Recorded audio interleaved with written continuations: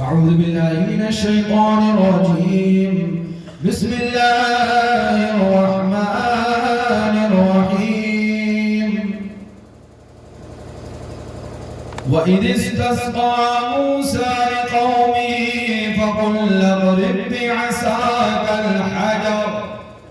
فانفجرت منه 12 عينا قد علم كل أناس مشربهم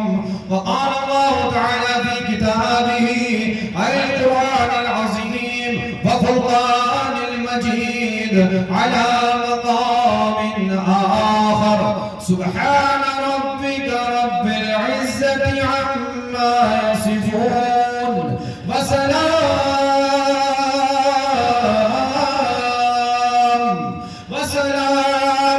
على المرسلين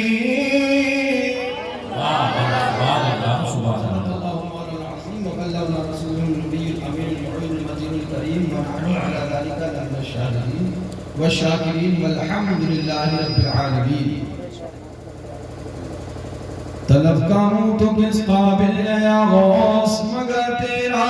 کرم کامل ہے یا غوث. دعائی یا محی الدین دعائی بلا اسلام پر نازل ہے یا غوث. تو ہمت دے میں تنہا کام بسیار بدن کمزور دل کاہل ہے یا غوث. جلا دے دی جلا دے کفر و الحاد کہ تو محی ہے تو قاتل ہے یا غوث. حرم والے تیرا جھالا تو جھالا تیرا چیٹا میرا واصل ہے یا غوث. عدو بدین مذہب والے حاسد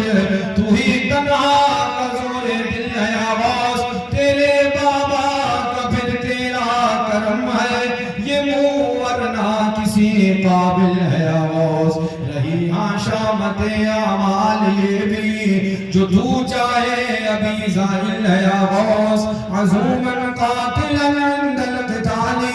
مدد کو آدم بسم اللہ یا غوث. غیورا اپنی غیرت کا تصدق وہی کر جو تیرے قابل ہے یا غوث. صحابیت ہوئی پھر تابعیت بس آگے قادری منزل ہے یا غوث. ہزاروں تابعی سے تو فضوہاں وہ طبقہ مجملاً فاضل ہے یا غوث. الوہیتی احمد نے نہ پائی نبوت ہی سے تو عاطل ہے یا غوث. الوہیت نبوت کے سوا تو الوہیت نبوت کے سوا تو تمام افضال کا قابل ہے یا غوث. تو اپنے وقت کا صدیق اکبر تو اپنے وقت کا صدیق اکبر غنیوں ہے درو عادل ہے یا غوث. سبحان اللہ رضا پیغام دیتے ہیں اعلان فرماتے ہیں تو گنگنانے لگتے ہیں رضا کا خاتمہ بالخیر ہوگا. ہم غلام ہیں کیوں پڑھتے ہیں غلامان رضا و شیر رضا کا خاتمہ بالخیر ہوگا. تیری رحمت اگر شامل ہے یا غوث. غوث اعظم و منہب سر و ساما مدد قبلہ دی مدد کعبہ ایمان مدد ماغدائیں تو سلطان زبان استی استدارائیں تمایا شہ جیلا مدد. انتہائی ادب و احترام کے ساتھ محبت و خلود کے ساتھ اپنی اور ساری کائنات کے آقا و مولا سرور نما مالک دو جہاں لمبے لمبے ہاتھوں سے بھیگ دینے والے ذرا زور سے کہہ دو بے صحابہ کے سہارے اندھیری قبر میں کام آنے والے شفاعتی اہل کبائر کا نغمہ حسین وجہ فدا سنانے والے آب کوثر سے پیاس بجھانے والے اپنے دامن کرم میں چھپانے والے چھپا کر جنت الفردوس کے حسین باغات تک لے جانے والے آمنہ کے لال محبوب پروردگار شفیع روز شمار احمد مصطفیٰ حضور سرکار محمد مصطفیٰ صلی اللہ علیہ وسلم کی بارگاہ عالی جاہ میں جھوم کر بآواز بلند درود پاک کا نظرانہ پیش کریں. پڑھیں اللہم صلی علیہ وسلم علیکہ رسول اللہ صلی اللہ علیہ وسلم. علیہ الصلوۃ و تسلیم. ایک بار اور کہو اللہ رب محمد صلی اللہ علیہ وسلم نحن عبید محمد صلی اللہ علیہ وسلم وعلى ذریہ وصحبہ ابد الظہور وکرما. ایک بار اور کہو اللہم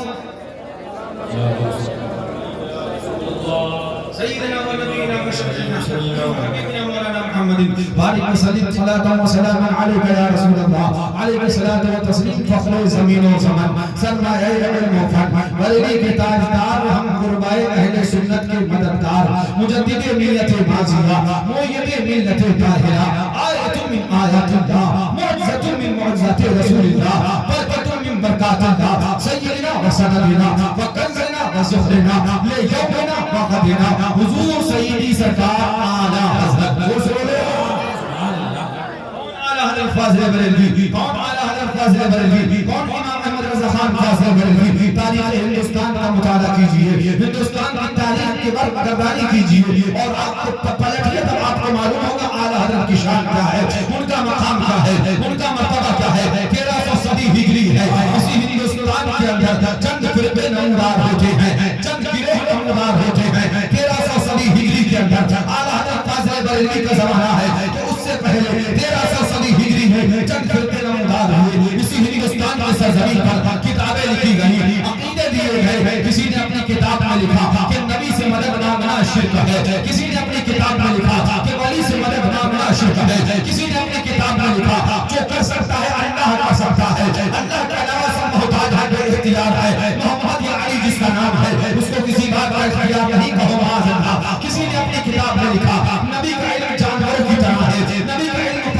پاگلوں کی طرح ہے نبی کا علم بچوں کی طرح ہے کوئی اپنی کتاب میں عقیدہ دے رہا تھا جو مانگنا ہے خدا سے مانگو خدا کے علاوہ اگر نبی سے مانگو تو تم کافر ہو جاؤ گے تم مشرک ہو جاؤ گے کوئی اپنی کتاب میں عقیدہ دے رہا تھا شیطان اور ملک الموت کو جو علم غیب ہے مگر نبی کو علم غیب نہیں ہے شیطان کا علم زیادہ ہے رسول کا علم کم ہے معاذ اللہ کوئی اپنی کتاب میں عقیدہ دے رہا تھا کہ اگر نماز میں نبی کا خیال آ گیا تو نماز باطل ہو جائے گی اور بیل کا خیال آیا تو نماز ہو جائے گی گدھے کا خیال آیا تو نماز ہو جائے گی لیکن اگر رسول پاک کا خیال آیا تو نماز باطل ہی نہیں ہوگی بلکہ بندہ بھی مشرک ہو جائے گا طرح طرح کے عقیدے دیے جا رہے تھے کہیں فتویٰ تھا چادر شرک ہے کاغذ شرک ہے مزار کی حاضری شرک ہے مزار پہ جانا شرک ہے آستانہ ویسی شرک ہے ہر طرف سے شرک کا بازار گرم تھا سنیت پہ حملے تھے عشق رسالت پہ حملے تھے ناموس رسالت پہ حملے تھے آقا کی محبت پہ حملے تھے وارث کی چادر پہ حملہ تھا صابر کے آستانے پہ حملہ تھا غریب نواز کی چھڑی پہ حملہ تھا کہیں غوث کو گیارہویں بن کی جا رہی تھی تو کہیں غریب نواز کی چھڑی پہ پابندی لگائی گئی کہیں غوث پاک رضی اللہ عنہ کی یاد پر قتل لگانے کی ناپاک کوشش کری گئی تو کہیں مصطفیٰ کے میلاد کو شرک کہا گیا دنیا تڑپ رہی تھی مسلمان بلک رہے تھے کون ہے جو عشق رسالت کا تحفظ کرے گا کون ہے جو ناموس رسالت کو بچائے گا تب تک ایمان عقیدہ دے رہی ہے براہین قاتل عقیدہ دے رہی ہے تحریر ناس عقیدہ دے رہی ہے یہ جو عقیدہ دے رہی ہے کون ہے جو ان کا جواب دے گا تنہا وہابیت کا بھی جواب دے گا کوفریت کا بھی جواب دے گا تاریخ چھوٹ رہی تھی کون ہے جو اپنی جان کی بازی لگائے گا کون ہے جو اپنی جان کا پرواہ نہیں کرے گا کون ہے جو اپنی جان کی پرواہ نہ کر کے ناموس رسالت کا تحفظ کرے گا عشق رسالت کو بچائے گا کون طلب رہی تھی کہ یکایک لوگوں نے دیکھا ملک ہندوستان کے صوبہ اتر پردیش کے شہر بریلی میں ایک شخصیت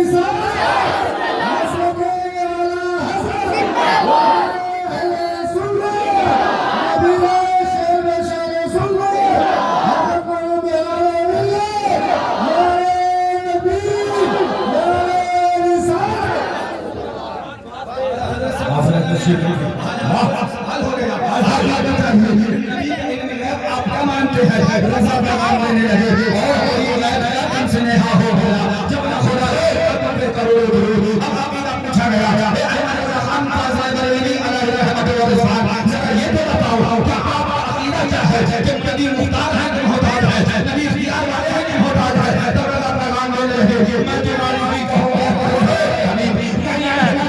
نہیں میرا چہرہ اب اعلیٰ حضرت کی ذات ہے شعر بریلوی ہے قلم میرے اعلیٰ حضرت کا ہے اب چلنے لگا ہے اعلیٰ حضرت کے قلم کی بھیکار ہے رضا کے قلم کی وہ مار ہے رضا کے قلم کی وہ چھڑکار ہے رضا کے قلم کی وہ للکار ہے رضا کے قلم کی وہ مار ہے رضا کا ہے وہابیت کا جواب ہو رہا ہے قلم رضا کا ہے دیوبندیت کا جواب ہو رہا ہے قلم رضا کا ہے قادیانیت کا جواب ہو رہا ہے قلم رضا کا ہے نیچریت کا جواب ہو رہا ہے قلم رضا کا ہے بابائیت کا جواب ہو رہا ہے قلم رضا کا ہے ندویت کا جواب ہو رہا ہے قلم رضا کا ہے غیبیت کا جواب ہو رہا ہے قلم رضا کا ہے دیوبندیت کے پرچے ہو رہے ہیں قلم رضا کا ہے ایمان تہتے ہو رہی ہے قلم رضا کا ہے برہنِ عقیدہ کا جواب دیا جا رہا ہے قلم رضا کا ہے تیرے ناز کے پرچے اڑائے جا رہے ہیں قلم رضا کا ہے عاشقانہ محبت کا ایمان سبر رہا ہے قلم رضا کا ہے عشق محبت کے جام پلائے جا رہے ہیں قلم رضا کا ہے نبی کا عاشق بنایا جا رہا ہے قلم رضا کا ہے نبی کا دیوانہ بنایا جا رہا ہے جب اس منزل کو دیکھا اس مرتبے کو دیکھا اس شان کو دیکھا تو دیوانہ پکار کے کہنے لگا اعلان کروایا ہو پیغام دینے لگا اور گنگنانے لگا اعلان کرنے لگا اعلیٰ حضرت فاضل بریلوی کا جب یہ جلوہ دیکھا یہ شان دیکھی یہ شوکت دیکھی یہ قلم کی رفتار دیکھی رضا کے قلم کی مار دیکھی تو پیغام میں لگا ایک بڑے چوٹی کے وہابے بھاگے ہرے کے چڑھے بندے ہر کا خوب چلایا ہم یہ سنت اعلیٰ حضرت مانا حضرت اس کو لگانا اے حضرت نے تیرا ترانا مانے حضرت کو سارا زمانہ ہم یہ سنت اعلیٰ نعرہ تکبیر نعرہ رسالت مسجد اعلیٰ حضرت للکار ہے خانقاہ حشمتیہ حضرت علی مفتی بہریا خان صاحب دورہ نعرہ تکبیر نعرہ رسالت واہ واہ واہ واہ زندہ باد اعلیٰ حضرت کا قلم چلا عاشقوں کے امام کا قلم چلا امام عشق و محبت کا قلم چلا اعلیٰ حضرت نے قلم چلایا اور اعلان فرمایا واہ واہ کیا عمر ہے غوث میں بالا واہ نے واہ کو اور کیا واہ کو اور کیا اس کا تلفظ لفظ کا استعمال مقام استعمال اس کا معنی الفاظ کے استعمال سے اس کا معنی بدل جایا کرتا ہے میں آپ کو مثال دے کے سمجھاؤں جب آپ کسی تعجب میں آتے ہیں کسی بات کو دیکھ کر آپ کو تعجب ہوتا ہے تب آپ کو سوچنا نہیں پڑتا زبان بے ساختہ بول پڑتی واہ واہ کیا بات جی جیسے آپ نے مثال کے طور پہ سرد پہاڑیوں کا سفر کیا خوبصورت وادیوں کا سفر کیا آپ خوبصورت وادیوں کا سفر کر کے وہاں پہنچے آپ نے کبھی نہ دیکھا تھا برف باری دیکھی پہاڑ ہیں لیکن وہ مکمل سفید ہیں پیڑ ہیں تو وہ بھی سفید ہیں پودے ہیں تو وہ بھی سفید ہیں مکان ہیں تو وہ بھی برف سے ڈھکے ہیں پوری وادی کی وادی سرد ہے اور اس میں برف پڑ رہا ہے برف سے سفید نظر آ رہی ہے آپ نے یہ منظر دیکھا کہ اس سے پہلے کبھی نہ دیکھا تھا ایسی چیز دیکھی آپ تعجب میں پڑ گئے حیرت میں پڑ گئے تو آپ کی زبان بولی واہ آپ کی زبان بولی واہ یوں ہی نہیں بولا جاتا ہے سمجھانا یہ چاہتا ہے واہ یوں ہی نہیں بولا جاتا ہے جب کوئی ایسی چیز دیکھی جائے جس کے دیکھنے سے انسان تعجب میں آئے تب بولتا ہے واہ اور آگے گئے آپ آگے جانے کے بعد آپ نے دیکھا معاملہ کیا ہے آپ پہاڑوں کی سرزمین سے نکلے سرگلاخ وادیوں میں پہنچے دیکھا